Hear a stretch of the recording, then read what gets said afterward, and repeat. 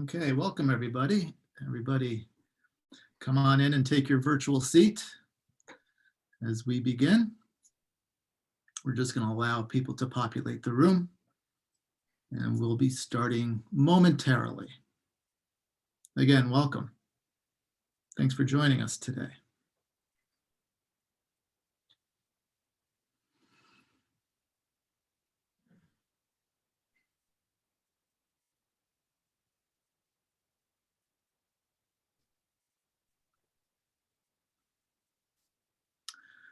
Okay.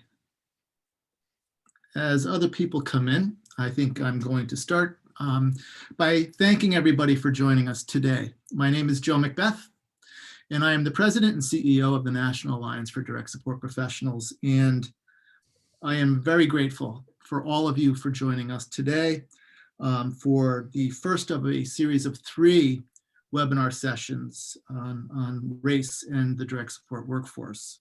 Today, systemic racism in US society. Before we begin, I just want to share a little bit about why we're doing this.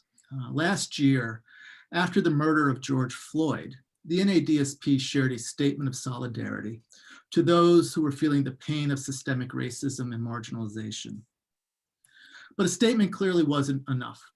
We categorically dismiss anyone or any system that discriminates against people of color and recognize that a large part of our mission at NADSP is to promote system reform. Make no mistake, this is system reform. With this in mind, we've worked to create programming and share information that is presented by people of color. People like Ryan Fenner, a direct support professional who joined us last year and shared her keen insights into race, being a mom, being a partner, and being a Black direct support professional. Of course, the NADSP is committed to recognizing and enhancing the entire direct support workforce.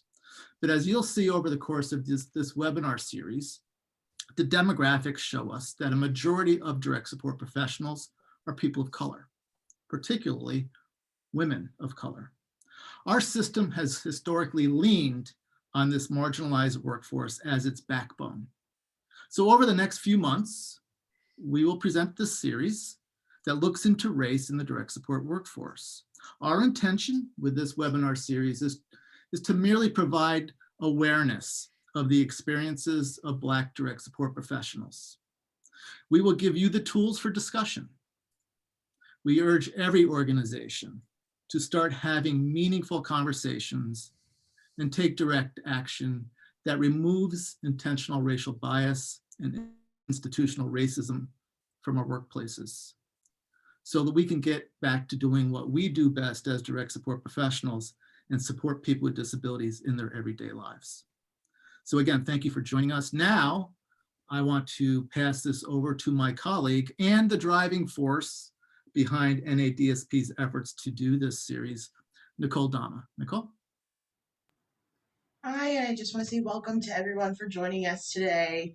I just want to give you a little bit of information about today. We are going to recognize the last 30 minutes of the webinar at 3, from 3 to 3:30 for questions. So if you have questions, you're welcome to send them in, but we won't be answering them until the end of Dr. Salinas' presentation.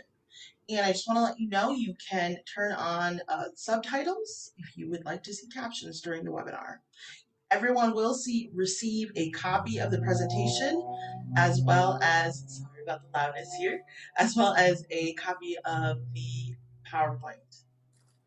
So without further ado, I'm going to introduce Dr. Salinas, and so you can learn a little bit about him. Dr. Juan Salinas is an assistant professor of sociology in the Department of Sociology, Anthropology, and Social Work at the University of North Florida. He received his PhD from Texas A&M University, his master's from the University of Hawaii, and his BA from the University of Tennessee.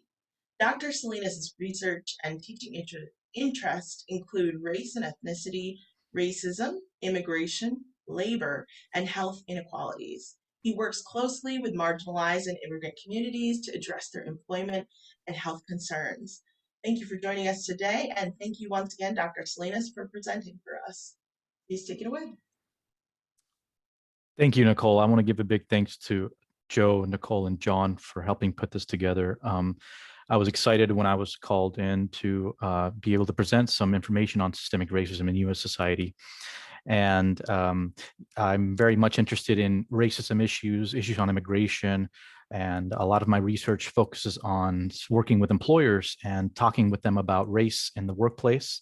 I feel that it's really great to get started on an understanding of foundation of what systemic racism is from the perspective of a sociologist and those studying race and racial issues in the workplace. And so today for the presentation, I'm going to be talking about the sociological, I'll be talking about I'll be exploring systemic racism, presenting on the sociological imagination. This is a perspective within sociology about how to look at the world from the perspective of others, how to think about the world critically, go beyond the taken for granted assumptions about how the world works, and then get into some basic concepts like what is the social construction of race, what is racism itself, how does it operate at different levels, and also how it is linked throughout history and even to the present day. Some big parts of this are going to be exploring the myths regarding racial thinking. So that's going to include how people continue to have these views on race, very surface level views, uncritical about how racism is over, racism is slavery and Jim Crow were hundreds of years ago. We don't have to deal with this anymore. But in reality, there's been 348 years of slavery and Jim Crow in this country, sustained by ideologies and justifications for much of this country's history. And we'll also get into some issues of racism, wealth, and labor, inequalities, and what's going on in today's workforce, and some directions towards anti-racism perspectives in the workplace. So I wanted to start with this. This is this number has a lot of significance these days. 8 minutes and 46 seconds. This relates to the killing of George Floyd. How long the police officer held him down by his knee on his neck, and it is really symbolic because it is a time when our society really just decided to say that this has gone on for too long. There's something very inhumane about this, especially captured on a cell phone, and it connects so much with the symbolic aspect of systemic racism and its impact across so many different social institutions, and as well as the Black Lives Matter movement, which is really you could see it as the modern day civil rights movement. And over this past year and this past summer, we had one of the largest protests since the 60s, and coming back to this idea of systemic racism, particularly in our criminal justice system, but also opening the doors to talking about all of sorts of social issues connected to racism across different social institutions, as well as being in the middle of a pandemic. Things are pushed to the edge before people are willing to wake up about the issues. That's the same that happened in the 60s. You could look at the anti-war movement. You could look at the movement for civil rights and for the Chicano movement and other movements at that period that kind of all came together and worked off of each other to really make significant progressive changes to our country. So it is a matter of history being made now.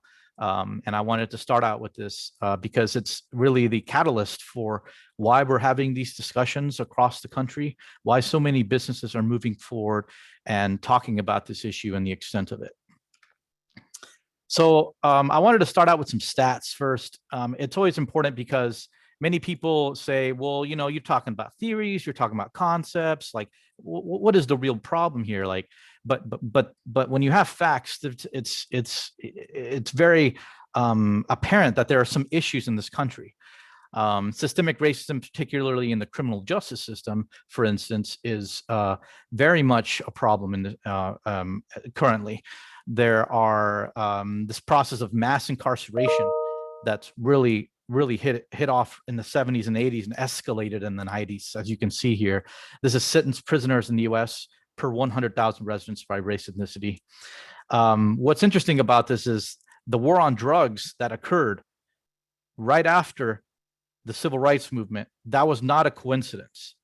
That was a political effort at suppression of trying to bring law and order to society. And what ends up happening is we have the highest incarceration rate in the world, fueled on this idea that we're going to be locking up prisoners. And the outcome is that more Black people are ending up in the system, on the supposed idea that they are committing more drug crimes and things along that nature. But the research has shown that drug usage is the same across all racial groups. It's the resources that are put into putting more Black folks into prison that are happening as compared to whites. So that's just, I mean, we're just going to be scratching the surface here on this sort of data that we're going through. And I usually present this sort of data in my own courses, but I'm going to be trying to kind of crunch that all in within this hour, just some of the highlights about the extent of systemic racism, especially its impact historically. All right, here's a very powerful finding. It's often used as a clear example of the effect of racism in our workforce even. Sociologist Deva Pager, who's recently passed away, she actually did a study in the 2000s where she did an experimental audit study and sent out resumes on who would get more callbacks for sending in information. And they had a hypothetical set of white applicants and Black applicants sent out to different businesses. And what they found was that the criminal record obviously has a big impact. Employers don't want to hire someone with a criminal record. But the startling finding, and this isn't what she was looking for, it just emerged from the data itself, was that whites with criminal records received higher callbacks than Blacks with no criminal records. And this was a very shocking it was shocking to see the data laid out, but it very much reinforces the idea that systemic racism is out there and it is not seen. When people go talk to individual employers, nobody admits to overlooking a Black applicant or a person of color. It's just this implicit idea that happens. It's in the background. And then when a Black person or a minority applies for a job, they don't know what's going on behind the scenes. But when you look at this sort of data, this is the only way to really get at these experimental audits are really the only way to capture what's happening out there. And it makes you kind of think, what is going on in the minds of employers?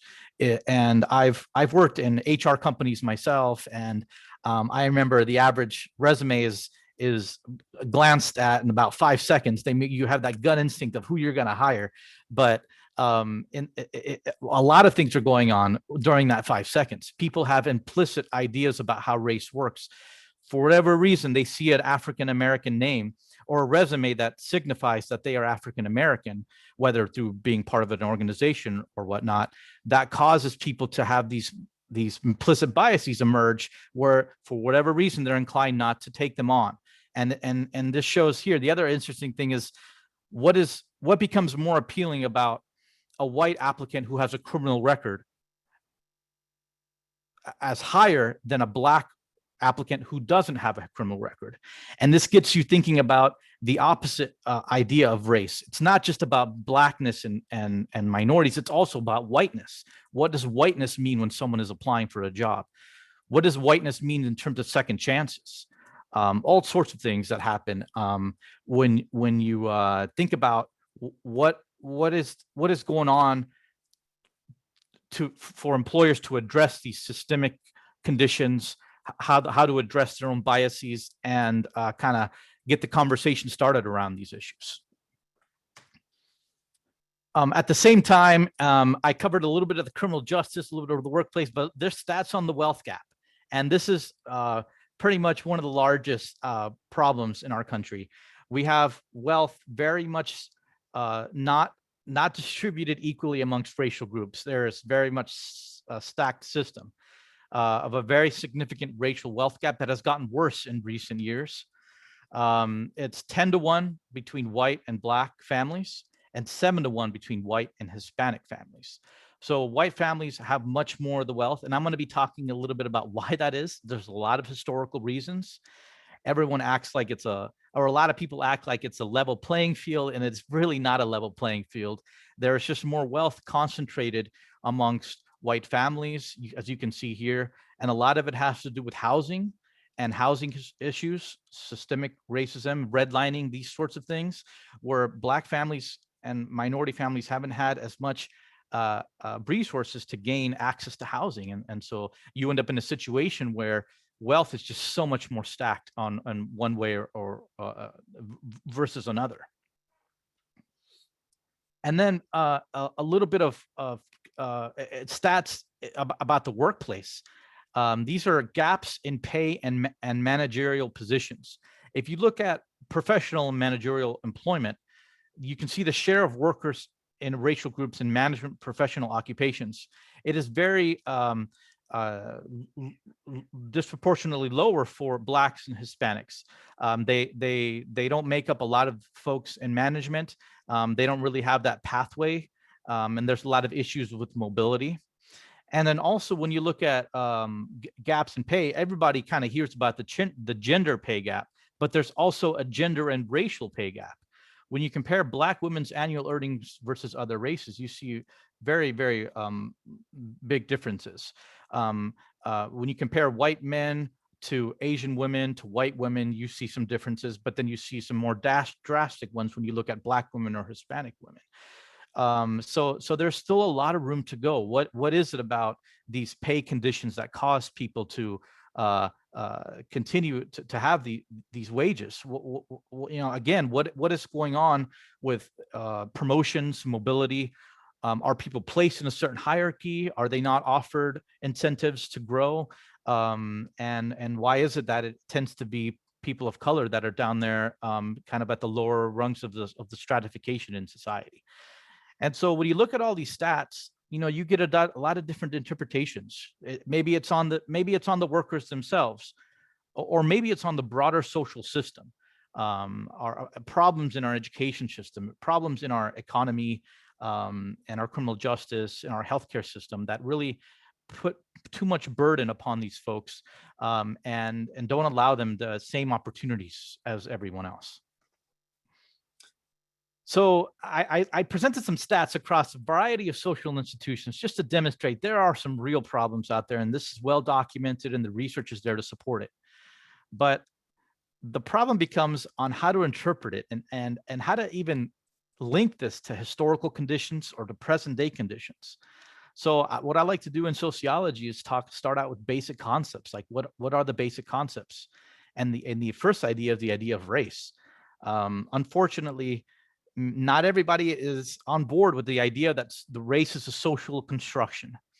And what that means is that society gives race meaning.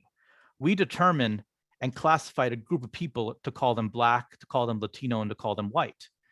And what's interesting is that this is a fabrication. We have created a system and placed people into groups based on arbitrary things like skin color, when you could place people in groups based on eye color, based on whether your earlobes are attached or whatever physical feature. But historically, we have signified Blackness to mean a certain thing and whiteness to mean a certain thing. And this is a very strong argument against the biological views that have always existed, that race is some sort of biological thing. It really has no biological basis to group people just by skin color. And the other big thing to understand is that there are more genetic differences within groups than between groups. And the issue becomes that people aren't really understanding this, and that if you take a group of white people and a group of Black people, you're going to find more genetic differences within those groups. You're not going to be able to identify them by some genes. It's all a social mechanism. It's a world that we created for ourselves. So all these stats and numbers are all reflecting an issue that exists, reflecting a social meaning that exists, because even though all of this is a fabrication, the consequences are real. The wealth is stacked in a certain way. The criminal justice system is stacked in a certain way as well. So moving further along and defining some issues that have to do with racism, oftentimes when people think about racism, they think about individual. They think about the individual perspective. And usually a better term for an individual being termed race or promoting racism, an individual with bigotry is more prejudice. They're more promoting prejudice or bigotry.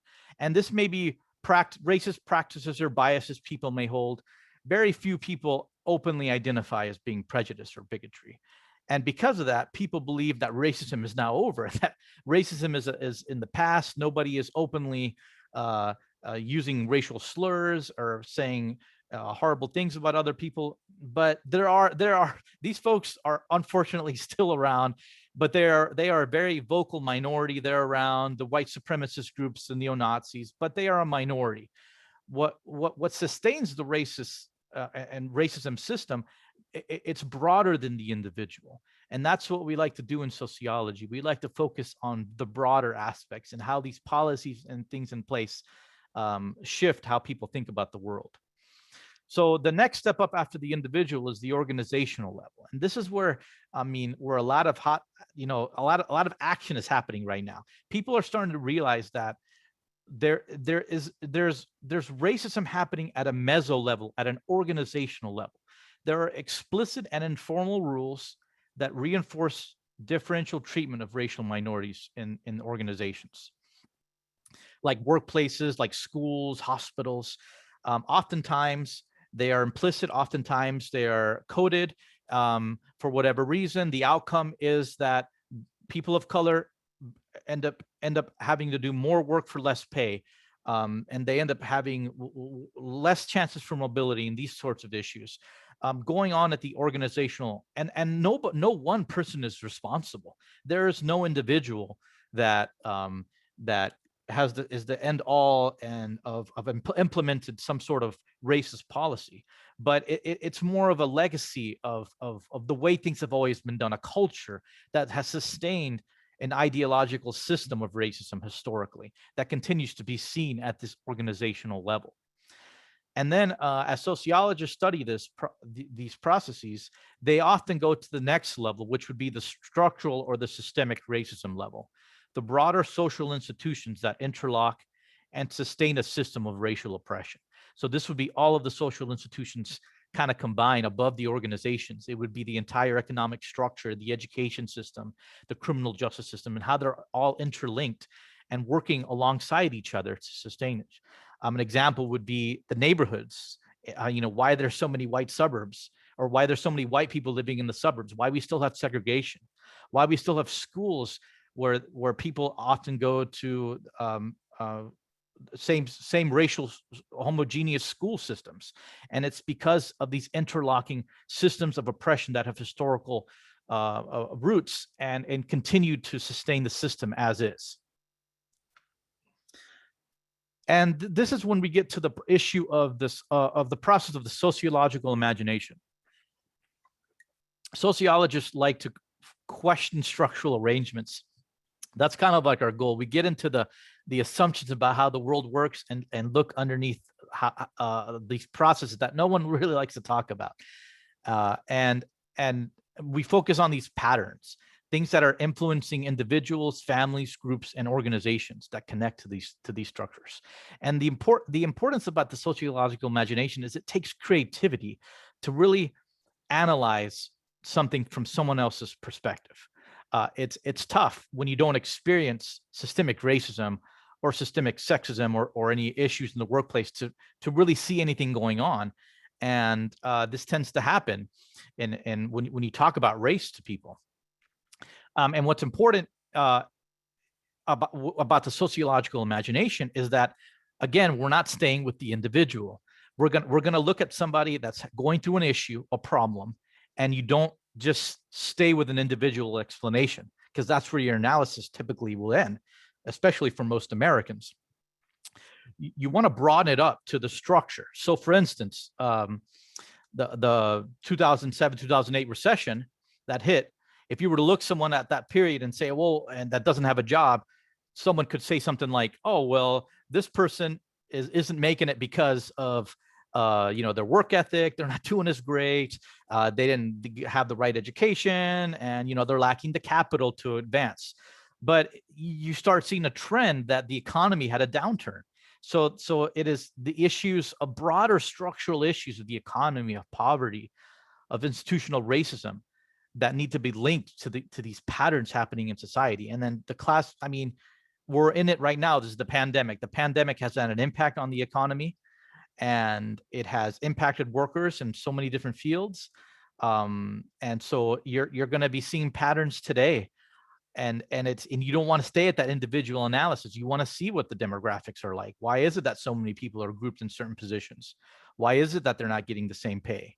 And it's not just because of an individual, it's because of systemically larger, broader issues that are happening. And that's why it's good to take a sociological imagination when you're analyzing issues. And a really interesting way to think about how race is often talked about is to break down the myths of racial thinking. And sociologists have done this because there's so many major misconceptions about race and racism in U.S. society. They have developed the 5 fallacies of racial thinking, which I'm going to talk about now. And it's a whole array of ways in which people talk about race that really doesn't get at and misses the point, or misses the bigger, larger picture of what's really going on. So for the first fallacy is the individualistic fallacy. This assumes that racism belongs to the realm of ideas and prejudices. So I kind of just talked about this, that it's all about the individual, that and this understanding that racism is always supposed to be intentional. If it's not intentional, then it's not racist. But the thing is that it exists around us culturally, and everyone kind of denies that it's even there. A classic example would be sociologist Eduardo Bonilla Silva has a book called Racism Without Racists. No one in society is racist or identifies with being racist anymore, but racism still exists. So how does this system still exist when there aren't that individual? And it is because people distance themselves from race. They adopt a colorblind approach. They focus on the individual instead of the system that is in place that causes these problems to happen. Another fallacy that happens is the legalistic fallacy. This assumes that abolishing racist laws will effectively abolish racism. So even in the workplace, if you abolish workplace racism laws, this would abolish discrimination based on race, but it is still very much going on. Back in the day, we had this open signs that said we want white tenants in our white community. It was openly legal to segregate, but the issue is that nowadays you can't legally put the sign up. But if you go to any suburb in America, if you go to most cities in America, you're going to find the white side of town and the black side of town, and you're going to see that there have been these divisions, that segregation has continued. It hasn't ended. The segregation continued to exist in society, very much so. Schools are more segregated today than in 1968. Here's a graph showing some data on the percentage of Black students in the South who attend schools that are at least 50% white. As you can see, there is a major trajectory. It went from 0% until after Brown v. Board was enforced, and then they began getting more equal, at least more folks who were in a mixed race schools. But we've had the opposite trajectory, and it's gotten worse. So segregation is still a problem. And if you think about it, you have all these folks living in different bubbles that don't talk to each other, that don't learn from each other, and the same racist system of the past continues. So just because the laws are changed doesn't mean racism is ended. Another fallacy is the tokenistic fallacy. This assumes that the presence of people of color in influential positions is evidence that racism no longer exists. This took off. It's been around for a long time. Classic example would be Oprah Winfrey. We have a Black billionaire, so racism is over at this point. There are now Black people in higher classes. There are Black CEOs. There are people at these top positions, but the issue is that this is not a realistic argument. A few people at the top is not representative of what's actually going on demographically. Again, it's kind of like taking that individual perspective. Everyone highlights this one, minority at the top of a company when the vast majority of them are down near the bottom. And here's a New York Times article: "The racial barrier falls in a decisive victory." This idea was very prevalent during the Obama years, that we were post-racial. It was, I mean, and then as you can see, after Obama was Trump, and the ideas of post-racial existence, race has become even so much more important in recent years. So we're not beyond race. And just because people at the top make it, there are still massive amounts of people who are facing injustices across all of these institutions. Another idea of the myths and fallacies of race is the fixed fallacy. It assumes racism is fixed and constant across time and space. However, racism is always changing and it's unquantifiable. You go in front of restaurants, you could see this. "We serve whites only" back in the 50s and before, during Jim Crow. That's illegal now, but you can still have signs up on the dress code. You can use coded language to signify something like this. In my own research, I look at immigration and whether undocumented immigrants should be hired or not by employers. And often employers and businesses will put up E-Verify signs. E-Verify is a system that checks people's social security numbers at businesses, and it's kind of proudly displaying this symbol at a restaurant or at a business that we only hire people who are documented. But if you look at the reality of it, there's 11 million undocumented people in this country, and many of them are employed and working in the U.S. Through many businesses, and they still continue on this facade of having an E-Verify sticker or a racial kind of statement about who exists and is able to work in this environment.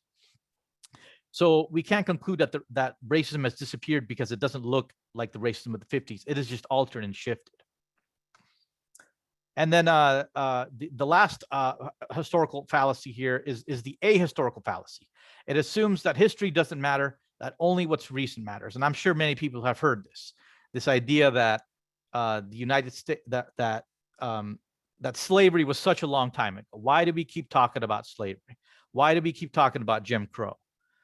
We're all on an equal playing field. But the reality is that the U.S. is a very young nation, and all of America is recent history. And America really is the only industrialized nation that had a system of slavery and Jim Crow for so long. And this has many repercussions for what's going on in today's world. Another way to kind of analyze a systemic racism system is this idea that of an iceberg, right? At the very top of the iceberg, the only aspect that you see are the openly overt racism things, and everyone likes to focus on who's been saying the N-word, or who drew the KKK or the swastika in the bathroom, and let's do something about race in this condition. But these are actions by a small amount of minority people. It's and of course, hate crimes, they are a big deal, and violence is a big deal, but that's the only stuff that makes the news. The systemic nature of it is that it's everywhere. It's in redlining, it's in housing discrimination, it's in the mass incarceration system, and these are the aspects of things that people don't want to talk about. They only want to signify racism as the smaller aspect here at the top of the iceberg. But in reality, all of these things need to be addressed, and to really get at the extent of racism in society. And now I'll get into a timeline of racial history in the U.S. I like to talk about this in my class because often Americans aren't really taught this history. We're not really told about this early period, how 80% of our system has been under racial oppression, 348 years of slavery and Jim Crow versus 54 years of being free. And if you look at the numbers, you see how it's all laid out. You can see at the start of our society was when the Europeans arrived here in the American sense. I mean, there were people here before them. They were the Native Americans, but they pretty much experienced colonialism, and they were pushed off of their lands. And what ended up happening is we had these early systems of racial oppression brought in very early on. So the early period, we had 1607 Jamestown. The first slaves they came on a Dutch ship in 1619. When they would bring the slaves in, they would often separate them. They would separate them for many reasons, but one being that they could control their labor more. They made sure that people of similar culture and similar language skills were split up, that families were split up, so that ethnicities could be erased, so that laborers could be controlled. And it wasn't until this point that the concept of whiteness and the concept of blackness began to emerge. Before this period, this colonial period, people were only signified in terms of religion. They were only given the category of being a Christian or a non-Christian. It wasn't until this experiment of America, of early colonial America, did they start to differentiate through the laws of who is a second-class citizen and who is a first-class citizen, what is considered whiteness and the privileges that come with whiteness, and what is considered blackness.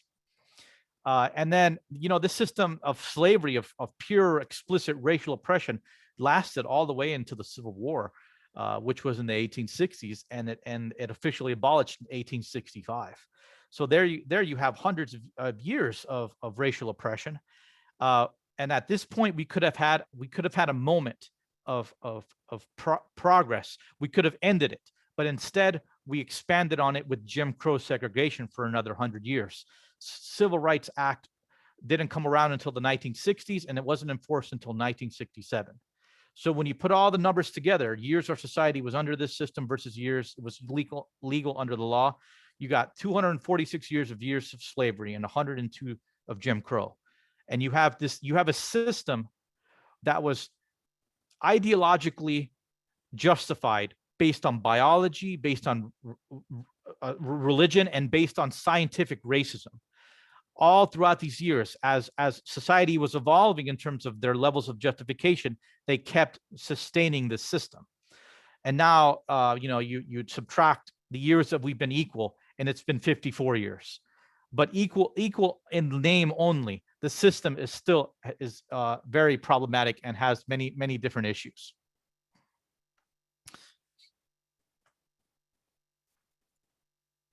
And a little bit about how that system first started out. I love talking about this early colonial period because it really helps us understand why there is this category called white and this category called black, and the mechanisms involved for why it emerged.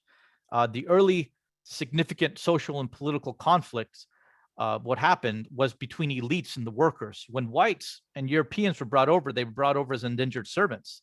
They often had to work for years to work off their passage over to America, and they did struggle, but they struggled along in a different way alongside slaves who had no option to leave slavery. And early on, there was an alliance. There were slave revolts, and there were alliances amongst white indentured servants and slaves that scared the hell out of the elites. That early colonial city of Jamestown was burnt to the ground, and elites had to come together to figure out how to separate the racial groups, how to get them to stop protesting their conditions together. And one of those ways was by enacting a system of privileges for whites during the colonial period, and oppression for the blacks. And so what ended up happening in Bacon's Rebellion was whites were offered amnesty after it was suppressed through the British, colonial military. They suppressed it, but they gave amnesty to the whites involved in the protest, and they made an example of the blacks involved in them to separate them, to offer these differences and to show, look, you're not like these folks. Don't ally yourself with them. Don't advocate for them. Advocate for yourself, and we'll treat you with these privileges as we move along. And this has been the story of America moving on since the 1600s. It's been the story of of treating whites with this idea of privilege and supremacy and superiority, and treating blacks as inferior throughout these different time periods, starting with the colonial period and onward onto our modern system as it continues. And I don't want to, it's hard to cram all of this history into an hour, but I want to highlight that there were many slave revolts against this system. There was an estimated 250 slave revolts. I'm speaking to you guys out of Florida. Florida, during the early colonial period, was a place where slaves actually ran to. You often hear about slaves running to the north and heading to Canada and getting out of the slave system. But during the early period, Florida was actually, slavery was abolished here. And the reason for that was that the Spanish controlled Florida.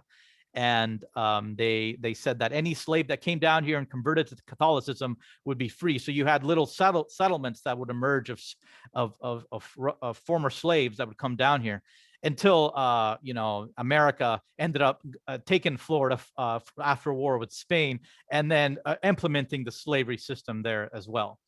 So you had very famous rebellions: Nate Turner's rebellion, James Brown.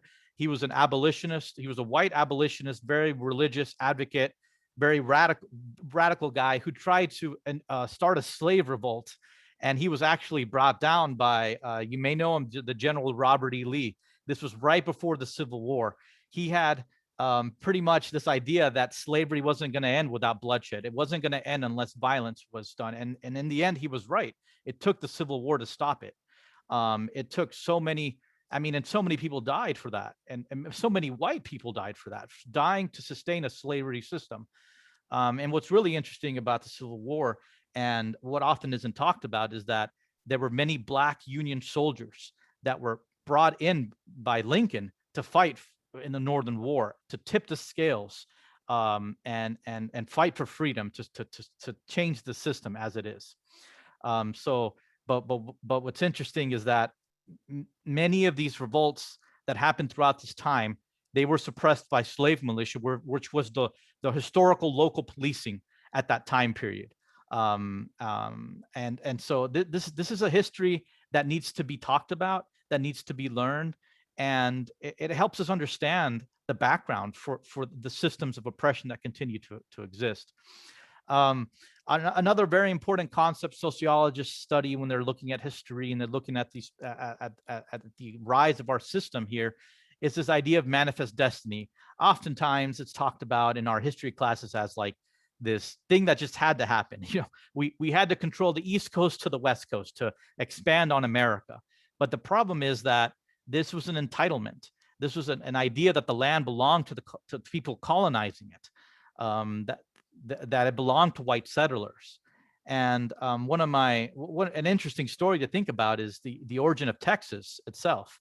I have family in Texas and spent some time there, but it's very interesting.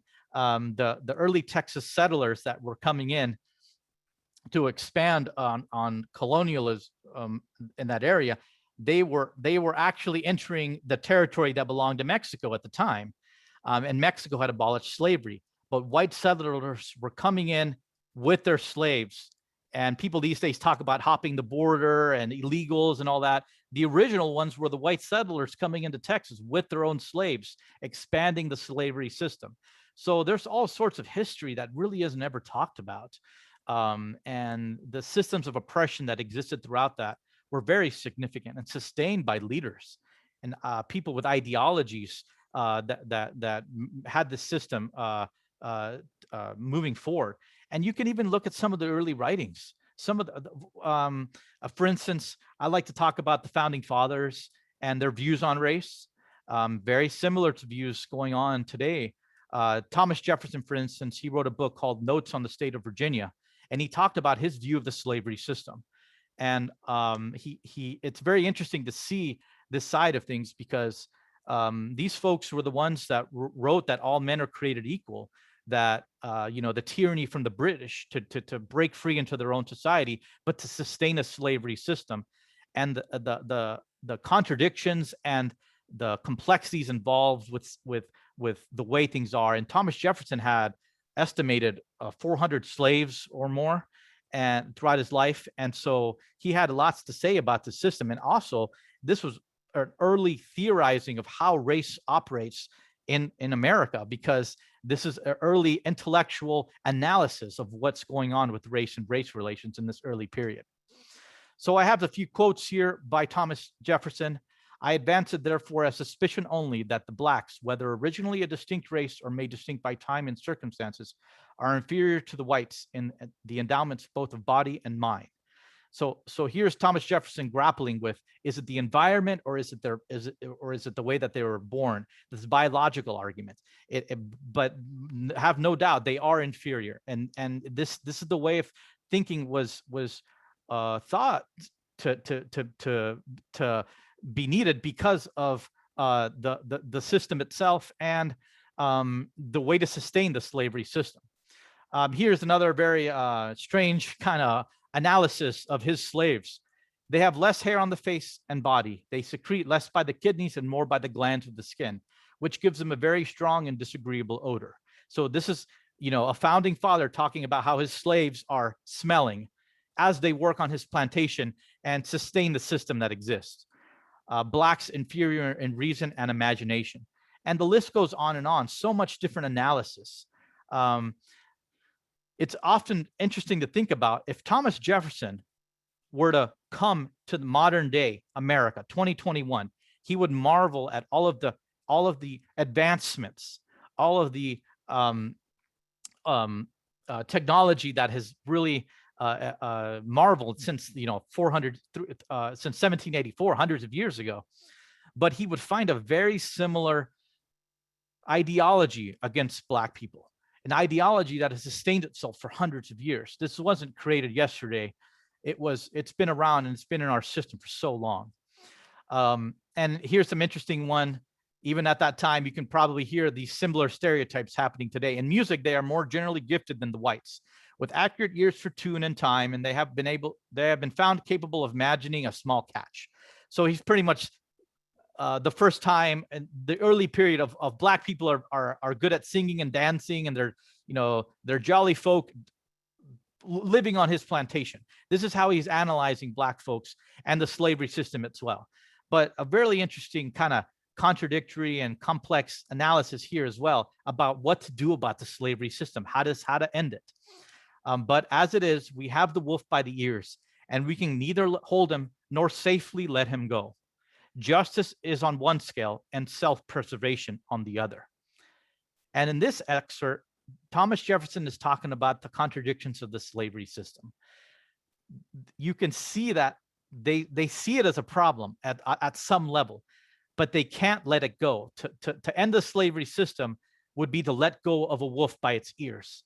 And the conflict that emerged from that would be far too great to sustain the system as it is.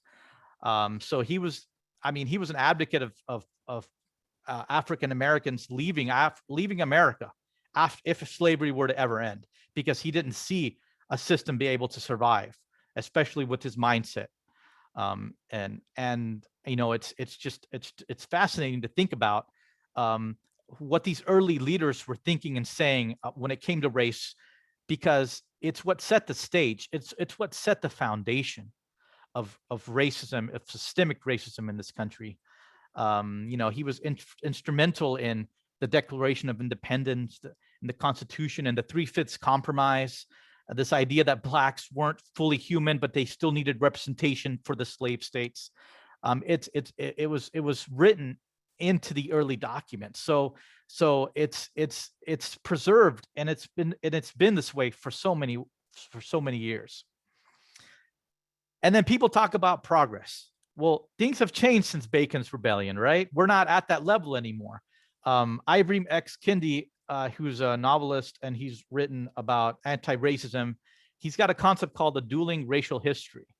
For every few steps forward that we make in our society, we end up taking steps back. And it's also been theorized as a racial bribe. So we can kind of go through this similar timeline of what's happened in U.S. history. You get Bacon's Rebellion, the whites and Blacks coming together to try to form a better society. and then the elites step in with a racial bribe. We'll give white people privileges, and we'll continue. We'll sustain a chattel slavery. So no matter what happens, the lowest, the poorest white folk will still be leagues better, biologically, religiously, scientifically more advanced than any black person, and sustain the chattel slavery system. And then it takes a civil war. It takes a mass 246 years, colonial plus early America, and then the Civil War to finally lead to emancipation. And in this period of emancipation, if you can see here, this was a period of Reconstruction. This was a period where we could have ended systemic racism, where we could have truly had an equal society, right there in the 1860s. But it wasn't something that happened, because elites stepped in and the system replaced itself.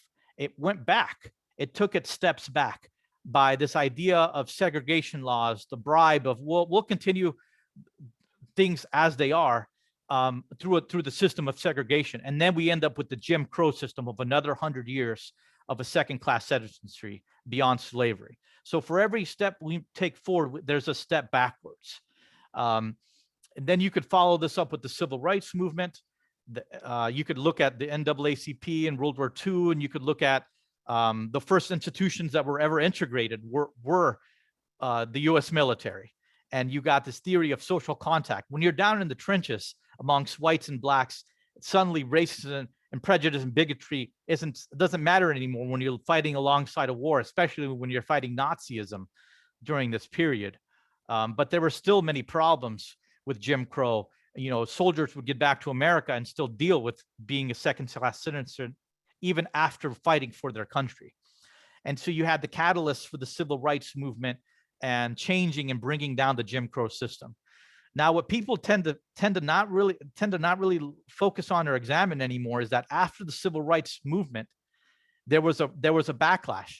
There was another racial bribe that happened. This idea that we will enact law and order.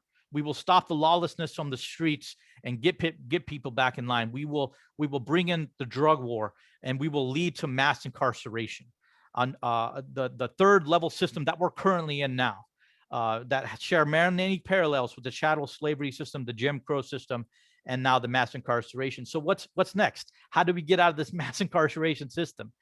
And that is what, you know, the 8 minutes 46 seconds movement is about. It's about dismantling this newest racial oppression, but we have to be ready. What is the next racial bribe? What is the next backstep that's going to happen?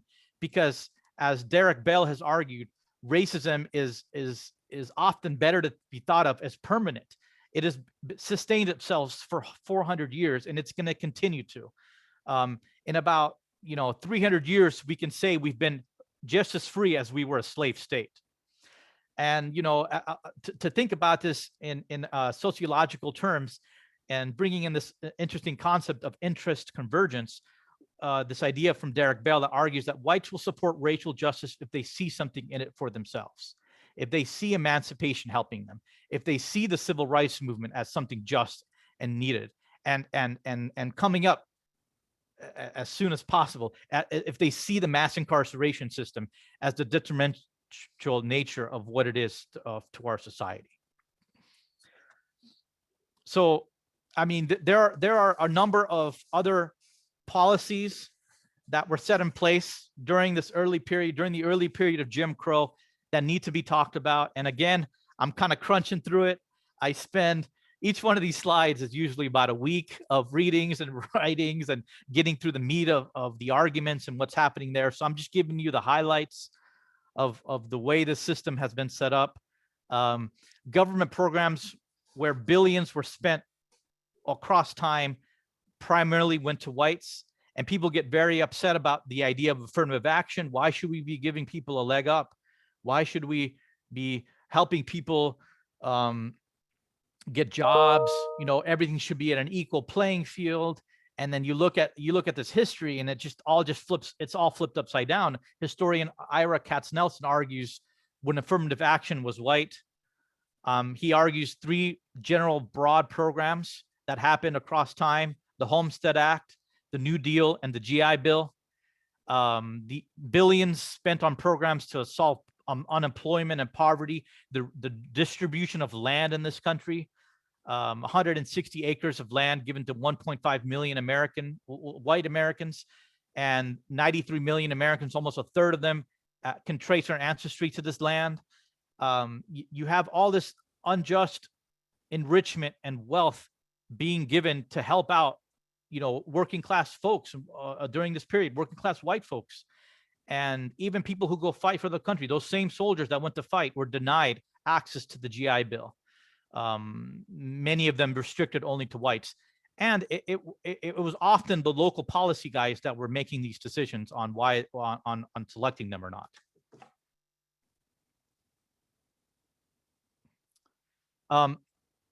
And so moving along here, the Homestead Act, the New Deal, the GI Bill, all of this stuff had major impact on the racist origins of America, on the GI Bill, and we had an opportunity to stop it. If Black Americans had been treated the same, if they had access to the same wealth, you wouldn't have led to systemic housing, racism issues, redlining. You wouldn't have had white-only neighborhoods. You wouldn't see the maps that were color-coded with being at risk for mortgages, and helping us understand why race continues to be such a problem in our country, and why these systems of oppression continue. America's racial history matters. It's linked to the present conditions of systemic racism. We didn't start all on the same, starting line of a race of mobility, of gathering wealth, providing for your families. And this needs to be acknowledged in the workplaces. It needs to be acknowledged by the culture that exists, and not just glossed over. It needs to be really connected to people's lives, to things they experience, because it's the first step to acknowledge it and move forward on it.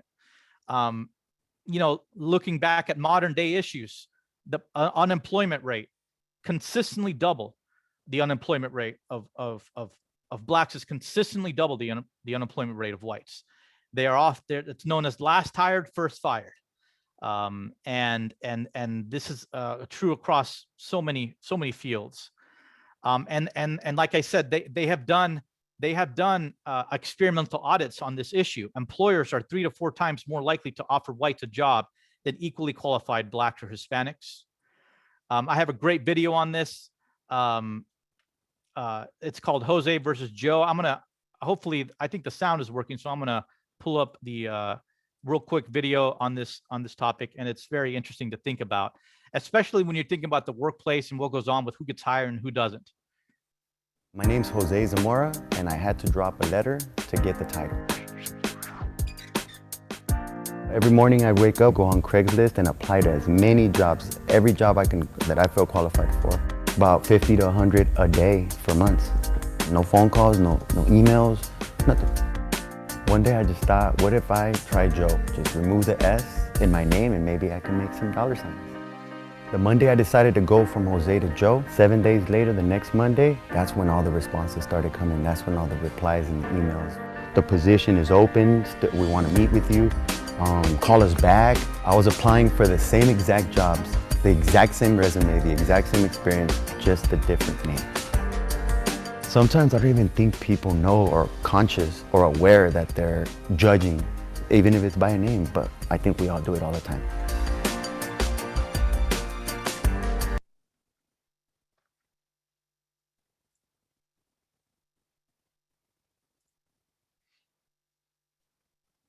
Yeah, so like it's very powerful. Like what is an employer thinking between when they see the word Jose versus Joe? What comes into their mind that causes them to call back Joe but not Jose? Why is Joe such a great guy to work with, but Jose is not? Jose, it kind of messes with my mind because my name is Juan. How many times have I applied for a job, and if I had just changed it to John, maybe something different? It's an unknown. It's an unknown. You would need an experimental audit to find it and capture this data for it to really exist. and start to implement the sort of trainings needed. Like all of this history and all of this knowledge is needed to even begin to talk about this form of racism that exists. In terms of the workplace, you still got microaggressions, indirect, subtle, or unintentional discrimination against marginalized groups. You got overworked employees, underpaid, lack of mobility. These are the major issues reported by workers of color in different industries, that not enough is being done, not enough is being addressed. And since my research is mostly with employers, I take the context of everything I've been talking about and I kind of bring it in to analyze how employers see the world and how they think about it. And I think about how do they view racial inequality in the workplace. And, you know, none of this is going to be solved unless employers and employees are on the same page in terms of learning this history, in terms of learning how to treat others, how to engage within a sociological imagination, and just seeing kind of how employers decide who to hire, who to promote, and the larger, broader repercussions or consequences this has on businesses. And there is the research that exists that more diverse companies are more profitable. The newer generations of folks, they want to work at places that are addressing these issues, that are enacting anti-racism. They don't want to be placed in workforces that are predominantly one race and then limited from promotions. These are conversations that really need to be had. And I've looked at research on employers, like I said, and here's a perspective from an employer from a study by Hosfield in 1998. If you tell people that there's a job call Monday morning downtown at 9, this is what happens. The Chinese and the Koreans show up the night before. They camp outside the door so they'll be first in line. The Iranians used to show up at 7, but now they own everything, so they don't need the jobs. Between 8 and 9, the whites show up. The Mexicans come in the afternoon after their siesta, and the blacks roll by maybe sometime the next day. And I mean, when you have an employer and they have these stereotypes just riddled within them in an explicit or in an implicit way, they end up having a big impact on the work climate, on how they feel about who should get hired, who should be promoted. And I'm going to share a couple quotes from my own employers I've studied. In my field, I study employers who hire immigrants, and I asked them, why do you hire immigrants? You know, why is it that you tend to prefer immigrants that don't speak English, for instance? Why are these markers like something that you prefer? And I had an employer tell me it's a kind of a joke between contractors where they will say, man, you got to get the ones that don't speak English. Once they start speaking English, they are ruined. And so you have these depictions of workers that can be taken advantage of because of their poor language skills or poor understanding of the system. And you don't have like a genuine connection between an employer and an employee, even though they very much prefer their Latino employees and their workforce. They still get into these states of mind of logic of that don't really address racism and racial issues in the workplace. And it's a way to control labor and justify limiting promotions and things of that nature. And I had another employer tell me, but they wouldn't give a Hispanic my job. And I think the reason that immigrants listen to me is because I'm a white guy. If all your bosses have always been a white guy, I feel like there is a sense of authority already established. So white men are often reported to be quickly promoted in better paying positions. They're seen as authority figures. They're seen as folks that they can work alongside more. And in my study that I did research on, Latinos aren't seen as management material, but it is a common thing across many industries. And it is something that needs to be addressed, something that needs to be talked about. In terms of anti-racism in the workplace, just to kind of wrap it up here, so I know there may be some questions people may have. These conversations need to be had. There needs to be conversations on the systemic nature of racism, of the history, of the inequalities, and stop being kind of pushed aside. And there needs to be an assessment of racial climates, especially in places like the DSP workforce. There needs to be surveys conducted on how people feel about race in these workforce. And there needs to be a voice given to people to have them address these issues. Racism isn't separate from the workplace. Oftentimes we think about, oh, race just has to do with criminal justice, or it has to do with other issues. Race is in every part of people's lives, and there are patterns and there are experiences that people go through that need to be addressed and acknowledged. And it comes back to this idea of interest convergence, employers, managers, coworkers, all working together to dismantle racism in these settings. Training beyond diversity. There's been a lot of advocacy recently towards anti-racism. And that means going beyond just multiculturalism and just kind of making sure everybody is represented. It's more about acknowledging the racism in the racist history in this country, the racism in the institutions, engaging in a sociological imagination so that we can all be be honest with each other about these issues that people are going through. And it helps with retaining workers, and people want to work at a place where they're acknowledging these issues. The companies, the younger generations, they're bringing in more folks, and they're wanting to work at businesses that are open, that are anti-racist and active, and not just the lip service of like, let's acknowledge that there's different racial groups out there. Let's go beyond that. Let's for some changes and things along those lines. Dismantling racial hostility, white allyship alongside anti-racism. And then ending here on this idea of equality versus equity. It's not just about making sure everybody gets the same resources from a starting line. It's about equity. It's about developing equal outcomes so that the same number of folks are getting access to the same number of pay wage increases, mobility, more representation at the top, and not at the tokenistic level, at the level where there is an actual opportunity for the majority of workers. And so I'll end here on this quote here, this idea of racism and pain and healing by Ibram X. Kendi. Pain is usually essential to healing. When it comes to healing America of racism, we want to heal America without pain. But without pain, there is no progress. So all of these conversations, even though they're uncomfortable and they're difficult to have, and I teach them in my class, and I teach many students of many different backgrounds, it does get uncomfortable and it is painful to talk about this, but it is necessary because it's the only way to get over this hurdle and to kind of break that chain of meandering back and forth of progress forward and progress backwards. So, I ran through everything, but I hope you enjoyed the presentation and the way I linked the issues of systemic racism across history and to modern day workplace issues.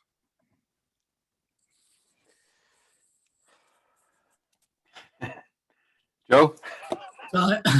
First of all, I'm sure we're going to have some questions. Dr. Salinas, thank you so much. I listened with great intention, and I know that this is the first of a series of 3 webinars, and we are going to be weaving much of what you spoke about this afternoon into the other 2 webinars. I'm sure of it.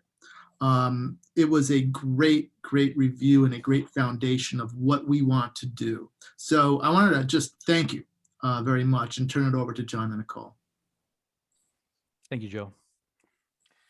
Dr. Salinas, thank you.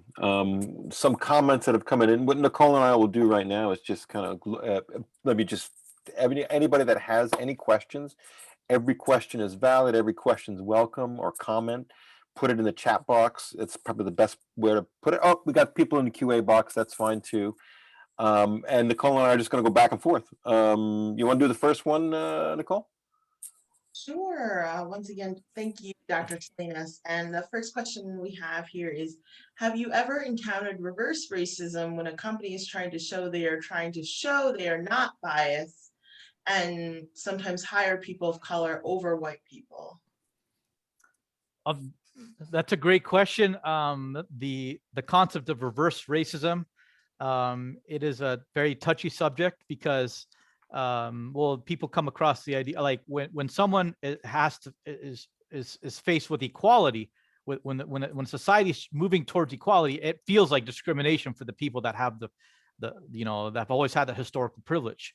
So I would say that reverse racism is something that has been acknowledged by the U.S. court system. For instance, affirmative action has been very much downgraded by the U.S. court system, by the Supreme Court, and no business can ever say we are going to hire an X amount of a quota of a certain number of African Americans, or a certain number of whites, or a certain number of Latinos. No business can actively, openly say that. So it is against the law to discriminate based on race. But there is this idea that we value diversity. That's what the Supreme Court held up.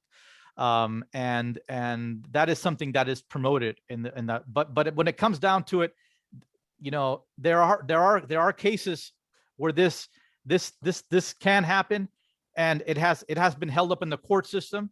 But when you look at the grand scheme of things, the pattern is just very much stacked against people of color making it in these businesses. And there are definitely it's a touchy, tricky subject to nail out, but these are concerns that exist out there.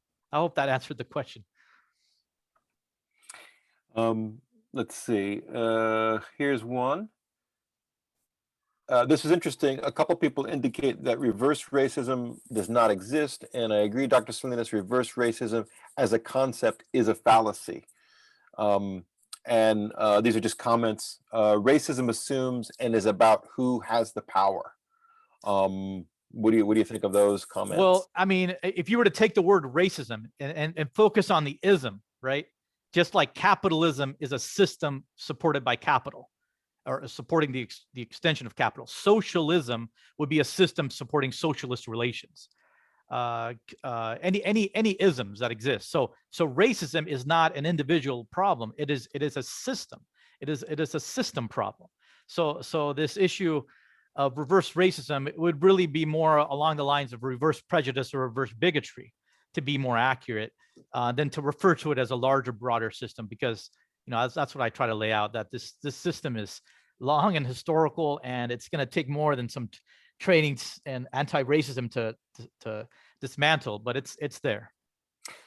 Great. There's here we go. After you, Nicole, you want to take this one? I'll read it aloud. How would you suggest reviewing mission, vision, values to see if they are designed in a way that might encourage racism / discrimination unintentionally? Thank you for your question.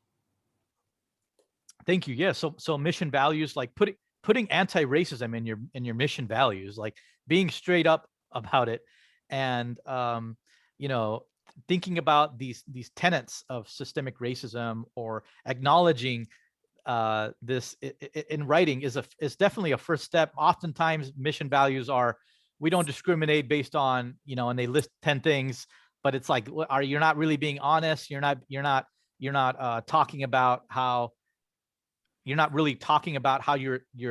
trying to move towards a progressive solution.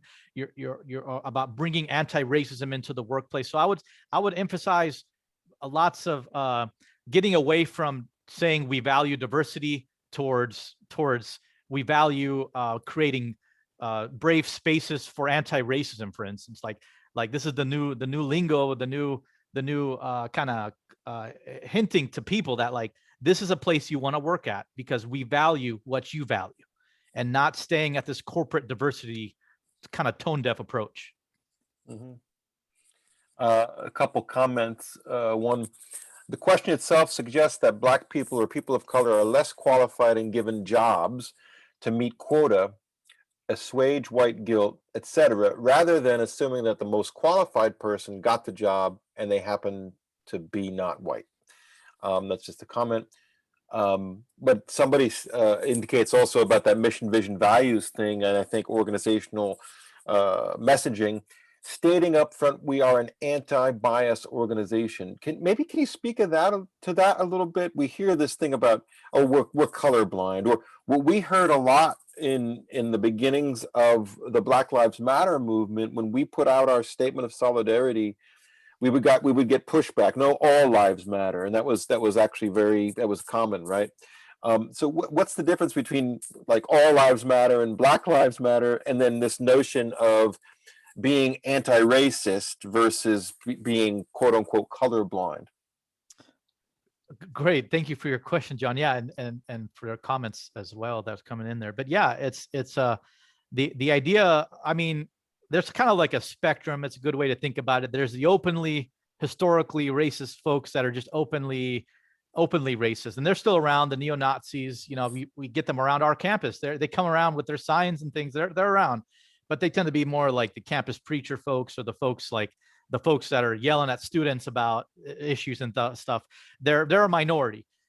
Nowadays you get mostly folks that are, I don't want to talk about race. I want to be colorblind, because they were told by their generations of the previous generation, you can't talk about race openly anymore. And so they feel this way of like, well, if I say something, it's going to make someone uncomfortable, and maybe I'm not really sure what to say or what to do. So they take this colorblind approach, but inadvertently, they also decide not to look at the systemic issues that exist.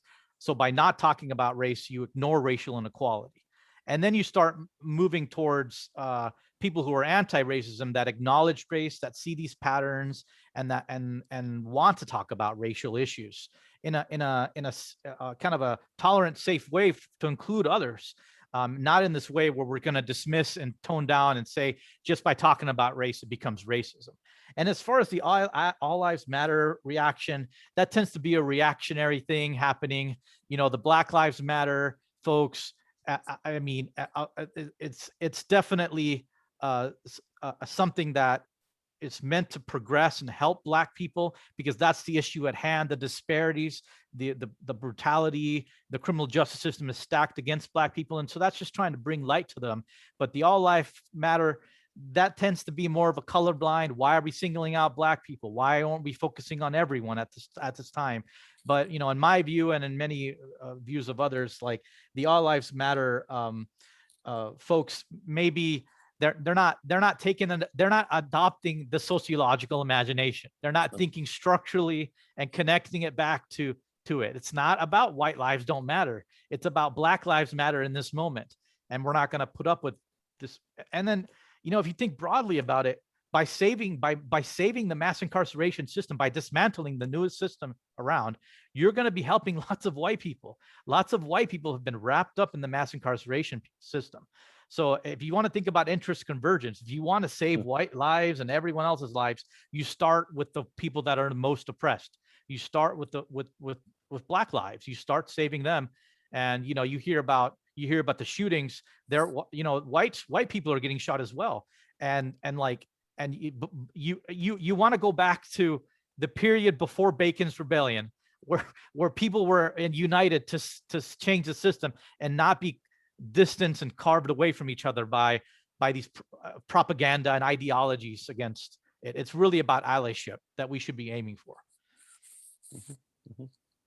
We've had a couple more questions, comments come in. A question that came in a couple minutes ago. Given the momentum of Black Lives Matter, do you feel the mass of voter suppression, like legal legislation, is part of the racial bribery concept?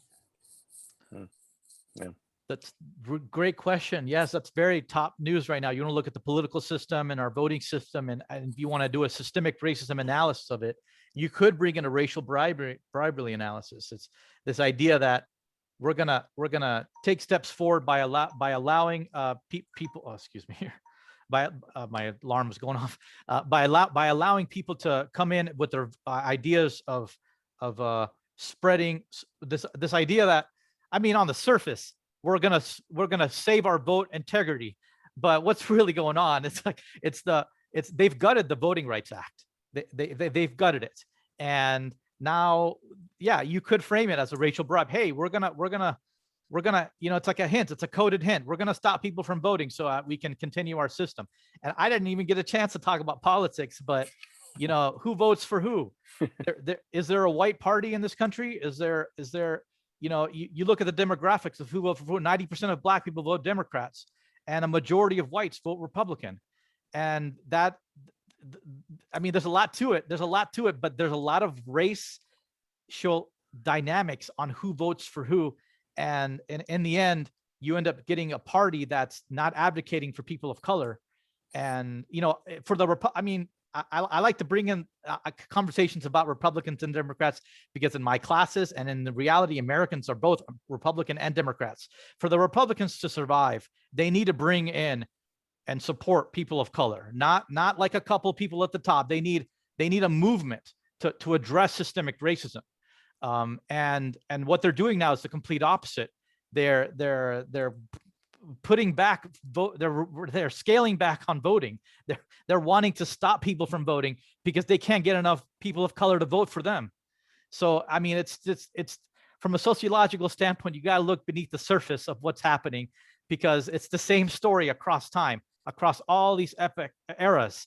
It's the same story. People, you take a step forward, and then here is the hidden way in which it's all being taken back. So yeah, you could see that next loop coming down. They enact these draconian Voting Rights Act bills, and then you go back down to a system of voter suppression that was supposedly done away with in the 60s. So here's a question in that vein, or it's a comment question. If you were to reverse something, if you reverse something, then you stop it. The 50s, 60s, and 70s, it appeared that we had Democrats and some Republicans that were open to change. Now we have had a shift that elected leaders refuse to acknowledge that racism exists. Do you think we can ever come to a consensus? We as a nation cannot continue on this path. Another issue we have is legislators that want to strike the concept of racism, slavery, xenophobia, etc., from the history books. I am concerned. Yeah, so am I. I think we're all very, very concerned. It's a great question. Thank you. You know, there are no more moderates left. There's no bipartisan efforts anymore, no bipartisan legislation. On one side, there's systemic racism, and I've laid it out. On the other side, there's no racism. It doesn't exist. And like, how do you compromise on something that someone won't say that is real? So it's a lot of mind games and a lot of politics. You know, people, you know, as a professor and a sociologist, we're allowed to do analysis and go beyond what a politician would say. You know, we lay out the segments of what they're trying to argue. And yeah, it's a return to the system. It's a return to a Jim Crow era, but not explicit. And you know, and that was a good comment about how the 50s, 60s, and 70s, there was a lot of bipartisan. Would the Civil Rights Act pass today? Yeah. it would not pass today. We don't, there's no way it would pass. Back then they had, you know, the 48, 72 hours of filibustering and standing up against it for segregation forever. And, you know, the George Wallaces of the world at that period. And today it's the same sort of rhetoric, but there's no compromise. There's not enough people in power that are seeing eye to eye on it. And yeah, it's pretty grim, but I will say this: the demographics are changing. By the year 2044, we will be a minority majority nation. That means that there will be more minorities in this country. It's already that way for those folks under 20. That's 51% of folks under 20 are already a full or minority. And so they're going to have a massive impact in the decades to come. So let's look at the new 20s, 30s, and 40s, right? What's going to happen when the demographics shift so much that some of these systems you'll have another rollback, and they will look back at our era as a step backwards. They will look back at this era as a step backwards, and it will take another decade or so or more to take that another step forward. And then they'll deal with their new problems later on, because that's the one consistency of US history, is there's going to still be systemic racism and problems and issues that are constantly going to have to be battled with politically. We are getting some more questions in. I do want to be respectful of folks' time. We do have 6 minutes, so we'll try and get in as much as we can. But please note, we will continue this throughout the series. And so the next question I saw come through was, could you talk a bit, or when supporting DSPs, any tips on how to support employees when handling racism from clients towards staff? From clients towards staff. Oh man. So the people receiving Yeah. support towards the direct support professionals. That's a great question. So that would be on the lines of like the individual. So that would again be along the realms of bigotry, prejudice, and unfortunately that is still a system that is in place in terms of individuals, and especially older folks. If you look at the data, that the older generations, they still, I mean, they grew up during an era of Jim Crow, and so maybe these ideas are still around. But yeah, that takes, and I've read from accounts from folks that work at in these sorts of environments, and it just takes a whole new level of emotional labor. I mean, you're there to provide a service, and but you don't want a hostile work environment, right? So I think that involves bringing in everybody and having these conversations in realistic ways. But I mean, you hear about Black doctors being refused, or you hear about white patients at hospitals refused to see Black doctors. This is still a thing that happens because people have these prejudice and bigotry, and unfortunately, it's still very much a part of our world. But to address it, I would say bringing in these conversations with these folks in mind, and as a practical sense, you know, you want to get people out of hostile environments. You don't want to make them be the guinea pigs for how to change people's racist moves. So maybe pairing folks with similar racial backgrounds. It happens in sociology when we're doing research. For instance, if you have a Black person interview a white person, they're going to get completely different data than if you have a white person interview a white person, and the same vice versa for Black person interviewing a Black person. So what I would imagine in those settings, that you, especially in problematic cases, this wouldn't be across the board thing that you would do. It would be to get people out of a sticky situation. You would match people up, but also, I mean, just thinking outside the box here, having services for clients. If they're engaged enough to be practicing racism, they're engaged enough to learn anti-racism and to learn these practices and the changes around the world. So our society that's happening today. So yeah, there's a number of things, approaches that definitely don't let it be as is or whatever, however it's been handled. Something needs to be done. Yeah. Joe, you want to say goodbye? You have to say goodbye. I have to excuse myself, and I love that last point that Dr. Salinas made. If people with disabilities can learn about racism, they can learn about anti-racism. Yeah, and right. It's going to take a team effort to work with people, because DSPs of color have told us about that for a long time. So I want to thank you, and again, I look forward to parts 2 and 3. So thank you so much. I have to excuse myself. Thank you, Joe. So Nicole, I want to continue on for another couple hours, but unfortunately, Dr. Salinas probably has to go. You and I have to go. I don't think we have time to really give another question its due. So what do you think we should? Shall we wrap it up, Nicole?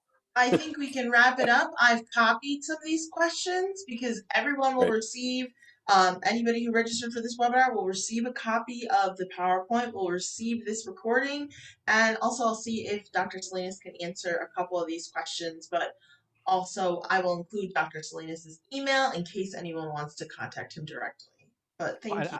I placed my email in the chat room. If anybody ever has a question about anything we went over, I'm happy to talk. I love talking about these issues. Well, I just don't want it to end, but we have to end. So I think our gratitude to you and all the time you spent preparing this for us and our wonderful audience. And thank you. I think you've opened up some hearts and some eyes and certainly some minds. I know you have opened up mine, and appreciate you very much. And let's make this world a better place. I think if any audience of professionals can do this, I think it's our audience of direct support professionals. So, and those that employ them. So thank you, Dr. Salinas. Thank you, Nicole. Let's go do some good. Awesome. Thank you, John. Thank you, Nicole. All right. See everyone next month for our next series. Looking forward to it. Bye. Thank you.